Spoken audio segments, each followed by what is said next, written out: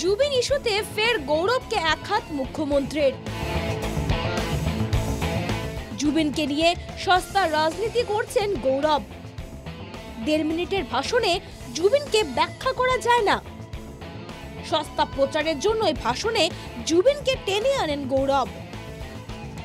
অভিযোগ মুখ্যমন্ত্রীর। জুবিনের ভারতরত্ন ইস্যুতে শুক্রবার কি বলেছেন মুখ্যমন্ত্রী, প্রথমে শুনে নেওয়া যাক। তেওঁলোকে যেটো কেজুৱেলি ভাৰতৰত্নৰ কথা কৈ আছে, ইমান কেজুৱেলি ভাৰতৰত্ন নহয়। ভাৰতৰত্নৰ কাৰণে জুবিনৰ বিষয়ে ডকুমেণ্টেশ্যন কৰি বিধানসভাত সুন্দৰ প্ৰস্তাৱ লৈ আমি প্ৰেৰণ কৰিব লাগিব।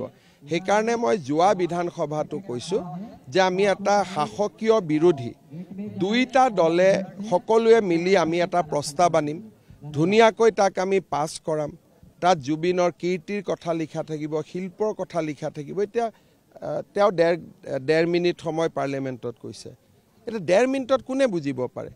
যিবিলাক কেৰেলাৰ MP আছে, মধ্যপ্ৰদেশৰ MP আছে, তেওঁলোকে কেনেকৈ বুজিব?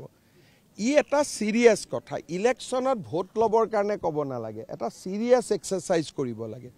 আৰু আমি চিৰিয়াছলি কামটো কৰিম।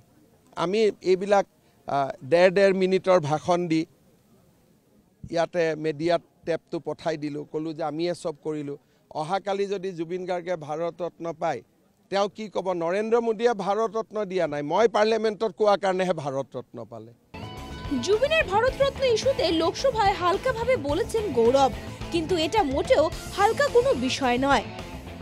সিরিয়াসলি বলতে হবে, বিধানসভায় প্রস্তাব আনতে হবে, কিন্তু নির্বাচনের কথা মাথায় রেখে সস্তা প্রচারের জন্য কৃতিত্ব নেওয়ার জন্য এটা করেছেন গৌরব, অভিযোগ মুখ্যমন্ত্রীর। যেটো কেজুৱেলি ভাৰতৰত্নৰ কথা কৈ আছে, ইমান কেজুৱেলি ভাৰতৰত্ন নহয়। ভাৰতৰত্নৰ কাৰণে জুবিনৰ বিষয়ে ডকুমেণ্টেশ্যন কৰি বিধানসভাত সুন্দৰ প্ৰস্তাৱ লৈ আমি প্ৰেৰণ কৰিব লাগিব। সেইকাৰণে মই যোৱা বিধানসভাটো কৈছোঁ যে আমি এটা শাসকীয় বিৰোধী দুইটা দলে সকলোৱে মিলি আমি এটা প্ৰস্তাৱ আনিম, ধুনীয়াকৈ তাক আমি পাছ কৰাম। তাত জুবিনৰ কীৰ্তিৰ কথা লিখা থাকিব, শিল্পৰ কথা লিখা থাকিব। জুবিন গার্গকে ভারতরত্ন দেওয়া হোক, মঙ্গলবার এই দাবি করেছিলেন প্রদেশ কংগ্রেস সভাপতি গৌরব গগৈ। জুবিনের ভারতরত্ন ইস্যুতে লোকসভায় কি বলেছিলেন গৌরব? We want justice for Zubin Garg and we request the government of India to give the highest civilian honor to late Zubin Garg.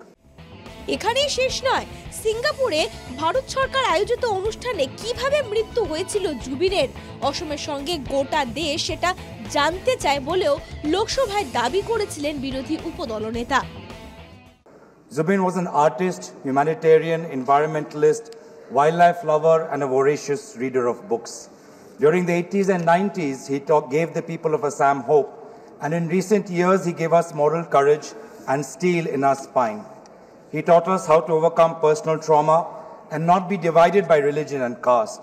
He showed us a vision of Borokham that is free from hate, fear, suspicion and mistrust.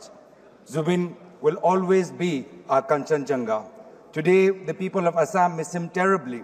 We want justice for Zubin Garg. The state government of Assam says that it was a murder. Then we want to know that how, during a program organized by the government of India, a murder was committed on foreign soil. জুবিনের ন্যায় চাই। সিঙ্গাপুরে কিভাবে জুবিনের মৃত্যু হয়েছিল অসমবাসী সেটা জানতে চায়।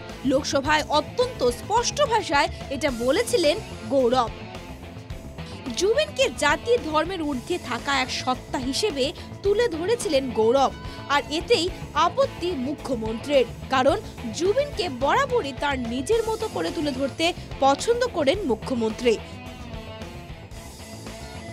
Bureau report, NKTV Bangla.